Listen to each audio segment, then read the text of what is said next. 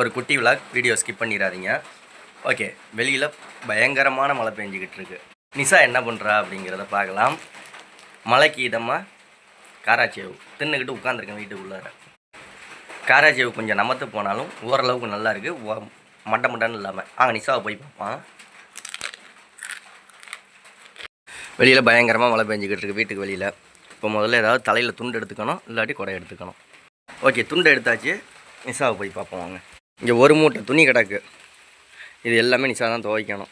இங்கே எல்லாம் rain coat எல்லாம் துணியெல்லாம் கிடக்கு, நிஷா தான் துவைக்கணும். நிஷா மலையில் என்ன பண்ணிக்கிட்டு இருக்கா பாருங்க.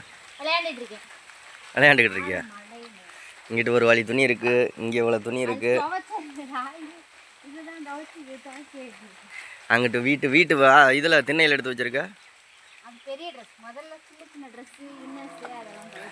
நல்ல நீளம் போட்டு மாமனோட சட்டைக்கு கஞ்சி போட்டு நீளம் போட்டு வீட்டில் வெட்டி நாயா உட்காந்துருக்க நாய்க்கு கஞ்சி போட்டு துவைக்கணுமா சட்டையே? உன் ட்ரெஸ்ஸெல்லாம் நீயே துவை, நான் ஏன் துவைக்கணும்? அப்புறம் ஒன்றே எதுக்கு கல்யாணம் பண்ணிட்டு வந்தேன்? உன் சட்டையை துவைக்கவும் உன் வேட்டியை துவைக்கவுமா நான் கல்யாணம் பண்ணிக்கிட்டு வந்தேன்? அதே மாதிரி நல்லா கம்ஃபர்ட் போட்டு போடணும். என்ன போடணும்? கம்ஃபர்ட்.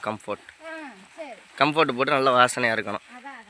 வாசனை கொடுக்குறேன் பாருங்க. ஓடுற என்னடி வீட்டில் 6 பேர் தானே இருக்கு, 6 பேர் துணி துவைக்கிறதுக்கு உனக்கு ஒரு வலுப்பு புண்டையா? 6 பேரா?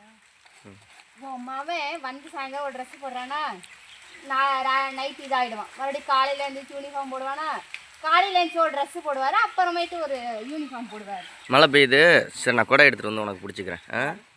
நீ அந்த வேலையாவது